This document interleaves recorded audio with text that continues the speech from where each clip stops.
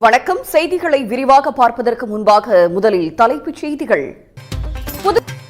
புதுச்சேரி, கேரளா மற்றும் அசாமில் சட்டமன்ற தேர்தலுக்கான வாக்குப்பதிவு சற்று நேரத்தில் தொடங்க உள்ளது. இதற்கான விரிவான ஏற்பாடுகளும் செய்யப்பட்டிருக்கின்றன. தமிழ்நாடு சட்டப்பேரவைத் தேர்தலை முன்னிட்டு இறுதி வேட்பாளர்களின் பட்டியலை இன்று மாலை தேர்தல் ஆணையம் வெளியிட உள்ளது.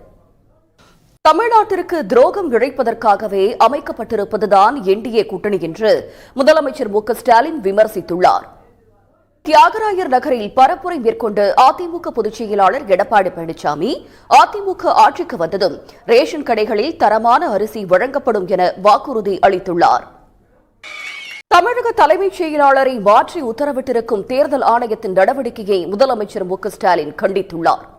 அதிமுக, பாஜக அடங்கிய என்டிஏ கூட்டணிக்காக தேர்தல் ஆணையம் செய்யும் அதிகார அத்துமீறல் ஆணவத்தின் உச்சகட்டம் என்று அவர் கூறினார். தமிழ்நாட்டின் தலைமைச் செயலாளரை தேர்தல் ஆணையம் மாற்றியதற்கு அரசியல் கட்சித் தலைவர்கள் கடும் கண்டனம் தெரிவித்துள்ளனர். இனி முக்கிய நிகழ்வுகளை விறுவிறு செய்திகளாக உலகம் முழுவதும் நடைபெற்ற முக்கிய நிகழ்வுகள் சிலவற்றை முதன்மை செய்திகளாக இப்போது பார்க்கலாம்.